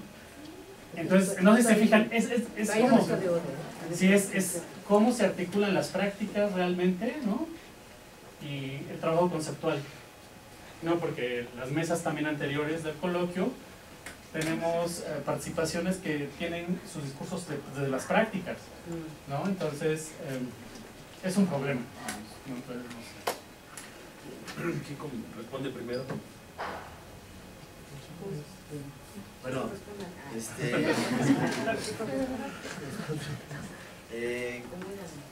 creo que es una buena pregunta y sí, a mí me parece que el soporte a través del cual se accede a, digamos, por decirlo de alguna manera, a la cultura o al artefacto, como lo intento plantear, cambia la manera en la que se interpreta el mundo, ¿no? En este caso, por ejemplo, no sé, no es cuando surge el fonógrafo, ¿no? Se escuchan piezas, o sea, nosotros estamos muy acostumbrados a escuchar piezas musicales de 3 a 6 minutos, ¿no? Y eso en el fonógrafo, con el vinil, las piezas podían durar lo máximo que duraban, que eran creo 23 minutos, o sea, era un disco de una sola rola, ¿no? En el soporte, en el soporte se cambia el cassette, ¿no? y pues cambia el disco, entonces hay más espacio, hay más posibilidades, se empieza a jugar con varias técnicas, entonces la creación va cambiando, ¿no? El músico comienza a ver que el soporte le da, es más flexible, le da otras posibilidades, etcétera, ¿no? Y en ese sentido, pues cambia en la manera de escuchar música, ¿no? O sea, en algún momento de la historia, por ejemplo, el fonógrafo pues se escuchaba en la sala, ¿no? Sentado con la familia, ¿no? Pones el disco y pues escuchas música. O la música clásica, hoy que en una sala de conciertos se suele escuchar en silencio, con respeto, ¿no? Con una aproximación aurática. En el 1900 antes se escuchaba comiendo, dialogando, gritando, ¿no? Entonces los soportes, los espacios en los que se hacen estas prácticas a la manera de quizás de McLuhan, ¿no? Que dice que el internet no es como ahí está y es como objetivo y neutral por sí mismo, ¿no? El soporte mismo va a cambiar el sensorio, ¿no? La manera en la que accedemos al mundo, el medio modificará la recepción, la percepción y el mensaje mismo, ¿no? No sé. Sí, la perspectiva también modifica, ¿no? Ahora es vintage escuchar vinilo. Exacto, así. Lo que justo, o sea, a mí me llamó mucho la atención, bueno, creo que aquí hay una cosa con los artistas, yo quiero también preguntar algo, creo que justamente la distinción, a mí me parece interesante lo de Deod, que justamente separa el dispositivo de aparato, ¿no? Y aparato me parece que no tiene que ver, evidentemente, con lo que acabas de decir, nada más tiene que ver con eso, ¿no? Con una cámara cinematográfica, sino cómo eso también va a configurar un mundo y una sensibilidad. Creo que tiene que ver con esos dos sentidos, o sea, está jugando con esas dos cosas. Entonces, eso es lo que es interesante, me parece, del concepto de Deod. No sé que lo sigamos uno, a mí me parece interesante porque además viene de Simondón, entonces ya está como, ¿no? Eso quiere decir una serie de cosas, ¿no? O sea, no es de que, ¿no? Bueno, de Benjamin estas cosas. Un poco, o sea, creo que o sea, le está sacando, digo, perdón, pero creo que le está sacando la vuelta realmente al problema de tu propia conferencia, ¿no? Porque el problema ahí es un poco lo que yo acabo de hacer. Es cómo cambia, ¿no? O sea, la escucha cómo va a cambiar de oír algo que tiene materialidad sonora, como es un vinilo, por eso es que sea vintage. Es que nos damos cuenta que es mejor soporte y que eso tiene una materialidad sonora que no tiene la compresión de un MP3. El MP3, o sea, al contrario, o sea, no nos enseña a escuchar, al contrario, atrofia la escucha. Y ese realmente es el problema, ¿sí? O sea, ¿qué se perdió ahí en ese paso? ¿Sabes? O sea, y en cuestión de sonido, o sea, sí se perdió, ¿no? Además de que, por ejemplo, eso, ¿no? Por eso, tú hablas de eso, ¿no? El Walkman y el MP3 o el iPod, pues realmente no, ahí no cambia ninguno, o sea, ¿qué es lo que cambia ahí? ¿Que traes audífonos? No, lo que cambia es que justamente el soporte no es el mismo, la información no es la misma, ¿sí? Entonces la experiencia de la escucha es distinta. Hay una serie de libros que te pueden servir. Claro, está el de David Todd, que se llama La resonancia siniestra. Está otro libro que es local, David Byrne, que es muy interesante porque es sobre todos estos temas de grabación, reproducción, ¿no? Sí, cómo funciona la música de David Byrne, ¿no? Y entonces eso es interesante y puedes hacerlo desde una perspectiva que eso, Benjamin, o sea, ya, ¿no? El suelo no te ayuda. Perdón, o sea, hay gente que lo está pensando y lo está pensando justamente en esta complejidad de la escucha, ¿sí? La escucha por sí, como una experiencia que es pues, diferente de lo visual.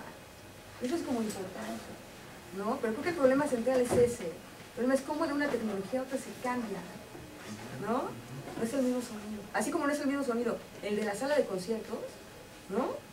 No es el mismo el del disco grabado, ¿no? Además eso, en diferentes modos de grabación, ¿eh? Porque además tienes que pensar en la edición.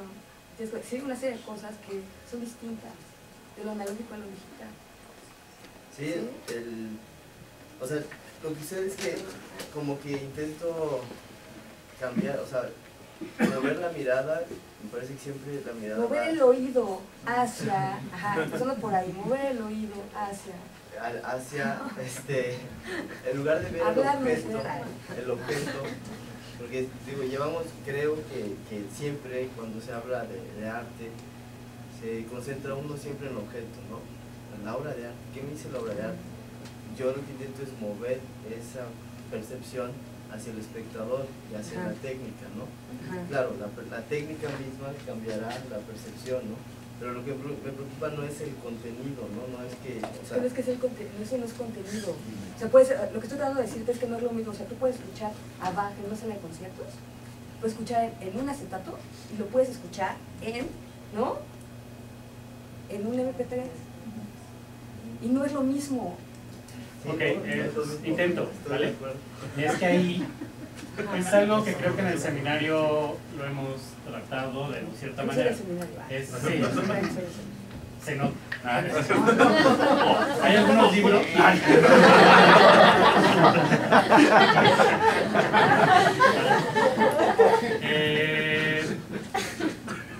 ¿Cuál es el asunto?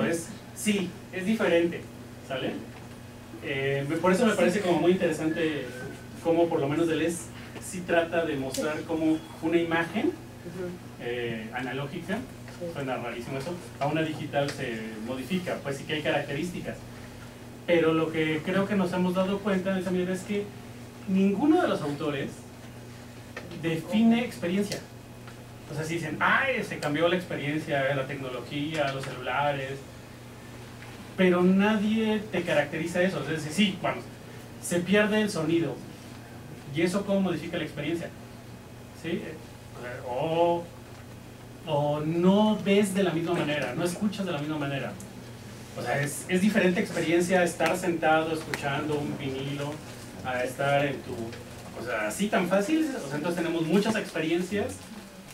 ¿Sí? O sea, vamos, no hay una definición de eso, no hay una caracterización. ¿No? Hay como algo perdido ahí. Pero por otro lado, siempre que utilizamos la tecnología decimos eso.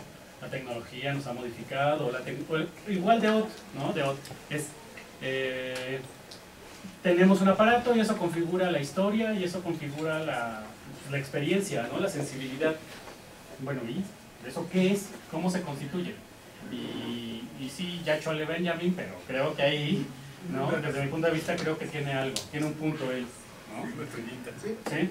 precisamente esta certeza de la que hablas, un poco la certeza y el punto más débil de nuestras ponencias sería esa, la de pensar en primer lugar que damos por hecho algo, ¿no? Que hay una diferencia entre técnica y pensamiento, ¿no? Y que van desaceleradas, aceleradas, ¿no? Y es un poco lo que estábamos pensando, un poco también al pensar estas tres ponencias. Por otro lado tendríamos que ver el otro lado y lo estábamos haciendo en nuestra pregunta. ¿No será también el pensamiento una técnica que se comporta de diversa manera? Un poco al abordar este tema, por ejemplo, yo en mi caso en el discurso zapatista y en la política, que es lo que me interesa aquí, es que si podría pensar que hay una manera diferente en que se lee la política del zapatismo, con todas las dudas del mundo. En la mañana escuchábamos una ponencia sobre el activismo, ¿no? Y en donde nos decían que las prácticas del activismo antes de la era tecnológica se pasan de manera casi, se trasladan, ¿no? Tratando de resguardar o tratando de reproducirlo en su mayor manera hacia las redes sociales. Yo creo que sí hay unas implicaciones en que antes se pensaba de una manera la política y ahora con las redes sociales, con el archivo virtual se piensa de otra manera la política, ¿no? Pero de otra manera pienso también, por ejemplo, que el comunicado zapatista presenta en sí mismo una cierta técnica de pensamiento que no había sido presentada y que se articula muy bien con las redes tecnológicas, la red y la virtualidad con la que emerge también el zapatismo, ¿no? Por ejemplo, en términos de la ponencia de Luis, que sí habla de esta experiencia cuando se modifica la forma de referirse al cuerpo. O sea, no es lo mismo tener humores, como dijiste, a la explicación que ahorita ya tiene. Ya describe la experiencia de otra forma totalmente distinta. Habría que ver si describen lo mismo. Pero ¿qué tanto todo este problema no lo estaríamos planteando bajo esos términos como un problema de narratividades, siendo que ya el eje está más bien girado hacia el problema de la remediación? Y no solo de la remediación como un cambio de un medio a otro, sino un ejercicio de algo que dice un señor que se llama Alexander Galloway, que es la remediación del medio, ¿no? Que lo que está pasando es una sustitución de lo que de la forma en que el medio trabaja. El medio está otra vez encontrándose con la transformación de la imagen, o de la imagen o del audio, de una forma que ya no puede ser constituida a partir de como de un régimen continuo donde había algo y se va perdiendo, sino que ya es una distinción donde el ejercicio es completamente distinto. No sé si podría ir por ahí una noción de no pensar en una estrategia de decir algo se perdió, ¿no? O sea, y continuar el modelo de la erótica, sino en esto es otra cosa, y qué significa esta como transpolación, este viraje de los elementos con los que se hace la experiencia. Justo un poco como por esta cuestión, no es, a veces también hablar de experiencia y hablar como algo generalizado es qué es, ¿no? Pareciera que la experiencia es la misma, la experiencia es un concepto metafísico que es, más bien lo que, por ejemplo, yo desde mi ponencia estoy intentando mostrar que algo se produce. No sé si llamarlo experiencia, no sé si llamarlo qué es, pero algo se está produciendo, ¿sí? No lo he llamado de ninguna manera, al menos yo no he utilizado el término de experiencia, ¿no? Pero sin duda hay algo que está produciendo, que está causando efectos. ¿Efectos de qué tipo? Tampoco hay que introducir una finalidad, ¿no? La finalidad de, hay que usar, a lo mejor en ese sentido se equivoca Benjamin, la técnica va a liberar. Introducir eso es también introducir nociones éticas, nociones morales, nociones que legitiman ciertas técnicas sobre otras, ¿no? La técnica está produciendo, ese es un hecho, y está produciendo en diferentes épocas de diferentes maneras, que esa experiencia no podría definirlo, pero sin duda se está produciendo sobre nosotros, y nosotros al mismo tiempo estamos atravesados por esas cuestiones, ¿no? Nada más. Sí, bueno, un poco, o sea, yo no sé si entendí lo que decías, o sea, yo creo que, o sea, yo sé que tu problema es el de la experiencia desde hace 1000 años.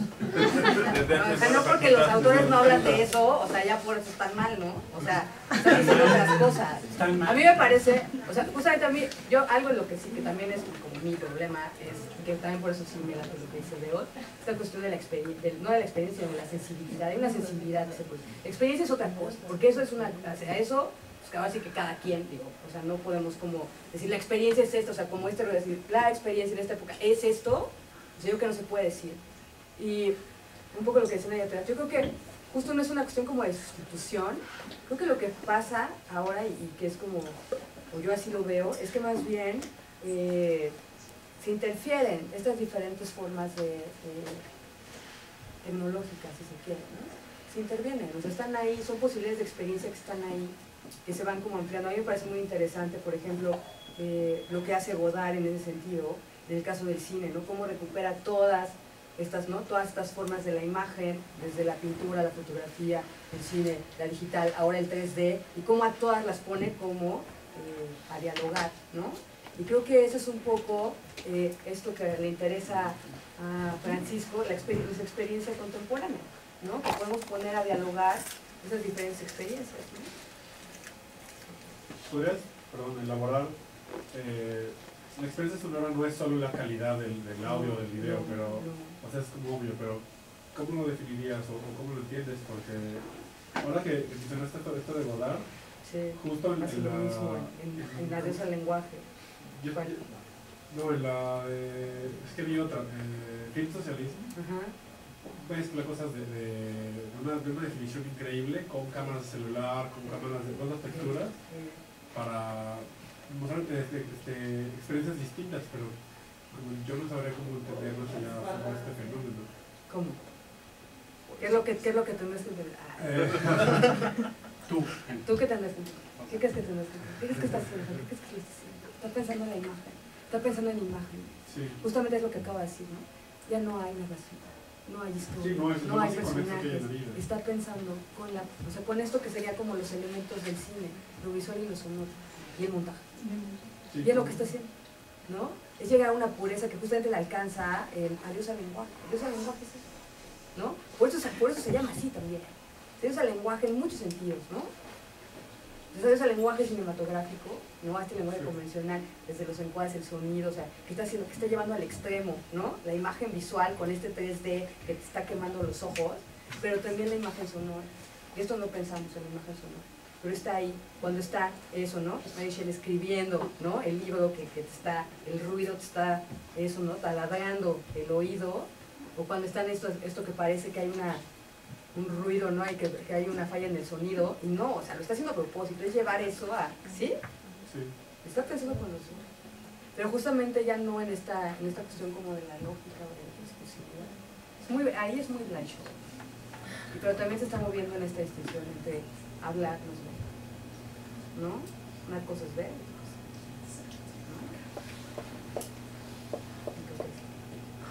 ¿Alguna pregunta más? O sea, no tienes que ver nada en filtros de abismo, nada sentirlo.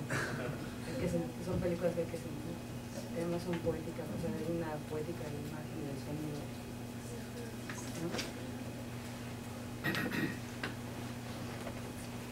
¿No? ¿Alguna pregunta más? ¿Comentario? Yo, pero Okay. es la misma. Es la misma. La experiencia. La experiencia. ¿Tu experiencia? No, es que si tú afirmas, es que no puedes concebir la posibilidad de dejar de lado la discursividad si no es una cuestión técnica. O sea, vamos, si no le puedes subir a un audio, ¿no? Más, si no le puedes subir mucho al audio, es un poco la pregunta creo que de Mauricio también, pero allí,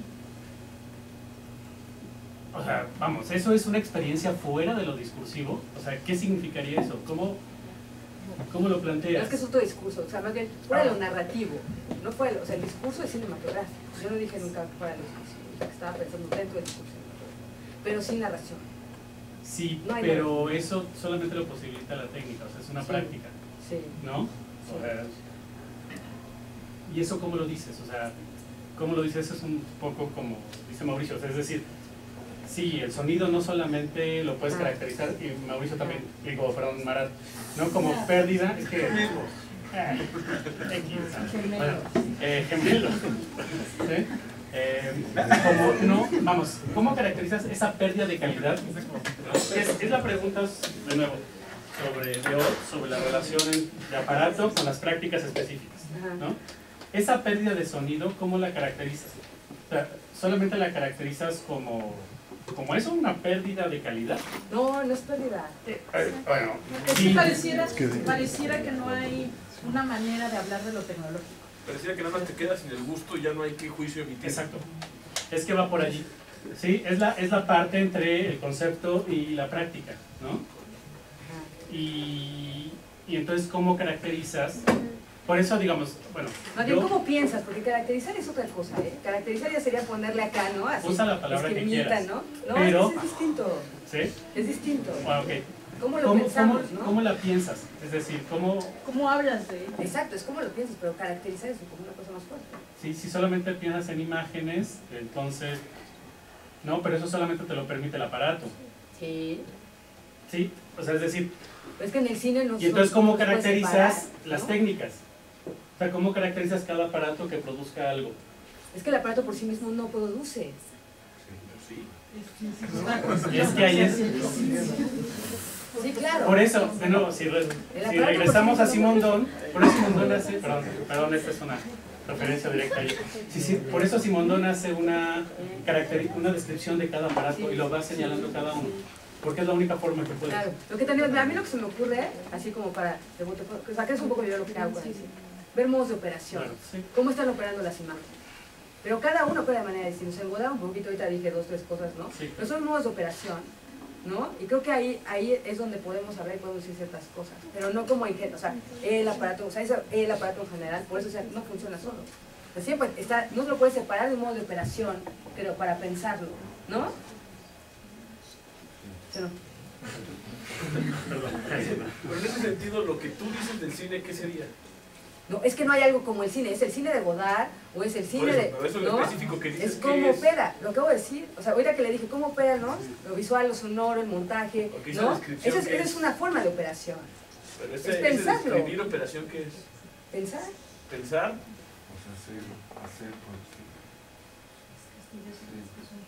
Es que no te entiendo tu pregunta. No entiendo tu pregunta. Sí, o sea, no estás en cierta forma diciendo esa experiencia o dándole sentido a eso. Yo lo que tú como la ves. puedo, o sea, yo como la veo como que opera y entonces lo que hago es extraerla y utilizarla y ponerle unos ciertos controles para que los demás a ver si les sirven y pueden ver, ¿no? Y les ayuda a ver cómo opera, Pero ¿no? simplemente no le quieres poner el nombre de experiencia a eso que estás No, porque diciendo. no es nada más mi experiencia, porque si fuera nada más mi experiencia, ¿no? Porque es como, o sea, ¿sabes? Hay todo un ejemplo, es pensamiento. Si quieres es la experiencia, es que no sé ustedes en el seminario cómo tienen experiencia, No sabemos. pero justo eso, o sea, como que ahí creo que hay un problema de ruido, ¿no? Así de, o sea, yo puedo tener una experiencia, pero en el momento en el cual estoy generando ciertos conceptos y estoy tratando de describir formas de operación, ahí no nada más es mi experiencia, ¿sabes? Porque ya hay un ejercicio de pensamiento y de producción conceptual, ¿sí? Entonces no es nada de experiencia, ¿no? Porque me tengo que sentar a ver, o sea, porque no es de que, ay, vi la película y ya eso se me ocurre, o sea, no, es ponerme a estudiar la película. Sí, pero parecería que aquello que está mediado por la técnica nos cuesta mucho trabajo pensarlo, sino es un poco como casuísticamente. O sea, ¿no? Como nos acercamos a ello como por casos, ¿no? El cine de fulano, el cine de fulano. Es que son singularidades. Como sí, exacto. Es que son singularidades. Son una serie de Y singularidades. eso está bien, porque si no es metafísica. Si no, ¿de qué experiencia estás hablando? ¿No? Son singularidades. Si hablamos de modos de operación, son singularidades, son experimentales. Yo diría experiencia, son experimentales. No sé si. Y acontecen y se dan, o sea, no puedes hablar como de una, ¿no? Es que son experienciales. Sí, claro. Claro, pero no son a priori. No. ¿No? O sea, es que un poco cuando dices eso, o sea, como que suena como que habría que, o sea, como que está mal que sea por caso. Cuando no, porque más bien, o sea, no puedes más que hablar de singularidades, ¿no? Sí, pero necesitaríamos... ¿Cómo lo hacemos para entendernos, pues? Si solo estamos hablando No, pero no está, a ver, de singularidades respecto a los casos, no estamos hablando de mi experiencia, por eso le estoy diciendo eso, ¿no? Yo no estoy hablando de mi experiencia, ¿no? Pero ya atrás hay una pregunta, a ver si quieres. O sea, por lo que estoy entendiendo, Sonia, justo estas singularidades es, por ejemplo, cuando hablas de estos fractales y estas virtualidades en David Lynch, por ejemplo, ¿no? Esa es una singularidad, sí. Pero en Benders es absolutamente distinta. Exacto. ¿No? Exactamente. ¿Cómo opera de otra manera? Claro. ¿No? Puede ser el mismo concepto y está operando de una Sí, manera claro, es el mismo distinta. concepto, pero cambia, ¿no? Sí, Claro. Él hace eso cuando habla de las imágenes. No es, por eso no todas, ¿no? Por eso hace como una tipología, porque lo que está haciendo es, ¿no? Sí, es que de nuevo... Son singularidades, ¿no? Sí puedo. Es que si no, de nuevo, es como el uso conceptual, ¿no? De pronto terminas diciendo, igual que todo es singularidad y que todo es casuística y que todo es experiencial o experimental, pero no describes o no se describe cómo funciona. ¿Sí? O sea, a mí eso sí me preocupa. Estoy de acuerdo contigo que son modos de funcionamiento, un poco como, vamos, utilizando los discursos que están tratando cada uno de tratar de exponerla. Pero sigue siendo la misma cuestión, por eso nosotros nos hemos metido con hackers, con gente que utiliza la tecnología en educación, porque ahí es donde se puede hacer como enfrentamiento del discurso, ¿no? De cómo lo planteas, ¿no? Es decir, hace rato la mesa, ¿no? Un poco que tú y yo platicamos, la mesa cuando nos decían de la subjetividad y de la privacidad y la intimidad, y nosotros así como, espérame, ¿de qué estamos hablando? Sí, exacto, pero ellos, digamos, en esas prácticas muy singulares, es el discurso que utilizan, ¿no? No, claro. Hay como un poder ahí, no sé. Sí, pero... ¿no? ¿Cuál Claro, utilizas? no, están vigilando. ¿Qué importa están los vigilantes? Pero ¿cuál utilizas? O sea, a mí cuando no esas cosas... Sí, pero ¿cuál utilizas? O sea, ¿qué discurso utilizas? ¿Cómo caracterizas esa experiencia? ¿En qué sentido no es válido ese, no? Exacto, ¿en qué sentido no es válido esa forma no, más bien opera, de ¿no? planteamiento? Más bien opera, o sea, no es que sea válido, ¿no? Porque yo que no tiene que ver con... Bueno, que se use, ¿no? vamos, es que ya se usa, Sí, ¿no? es que se usa. Y entonces, ¿cómo lo evalúas? ¿Cómo lo criticas? Pero al mismo tiempo, es, ellos construyeron ese discurso para esa práctica, ¿no? Y entonces, o retoman otro discurso para decir esa práctica. Pero entonces, la práctica conceptual, ¿cómo se acerca a eso, no? Pero al mismo tiempo, es de nuevo la pregunta, ¿cómo relacionas una práctica muy específica con una práctica conceptual, ¿no? ¿Cómo dices? Porque de nuevo, el discurso, entonces, se cambia la experiencia, todo es muy bonito, ¿no? Tenemos diferentes formas. Entonces, bueno, pero díganme cómo, o sea, cómo se modifica la experiencia, ¿no? Y ese es como mi problema. Y sigue siendo, digamos, creo que un problema válido, ¿no? Porque se utilizan palabras como, bueno, singularidad, que a mí también me gusta, ¿no? Y creo que las utilizaría, pero aún así a veces quedan cortas, ¿no? Y aparte utilizas vendors es que tiene que ser concreto, tiene que ser como creo que tiene que ser concreto. Sí, por ejemplo, ¿cómo caracterizas por 50 sombras de Grey, ¿no? O sea, pones un ejemplo, o sea, para ser pop filosófico, ¿no? 50 sombras de, o sea, ¿qué es eso? Eso también es tecnología, eso modifica nuestra sensibilidad, eso que está señalando, ¿no? Y ahí yo, si vamos a ser casuísticos, tendríamos que ir a ese punto. Y es, vamos, yo no tengo la duda, pero sí me causa problema, ¿no? La forma como lo utilizamos a veces. Nada más. ¿Un comentario más? Ya, bueno, entonces damos por terminada la mesa. Mañana tenemos la segunda parte de este coloquio.